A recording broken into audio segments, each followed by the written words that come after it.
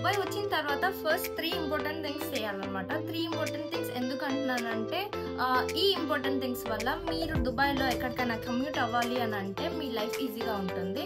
And reasonable ప్రైసెస్లో మీరు ఎక్కడికైనా travel చేయాలనుకుంటే చాలా ఈజీగా ఉంటుంది అనమాట.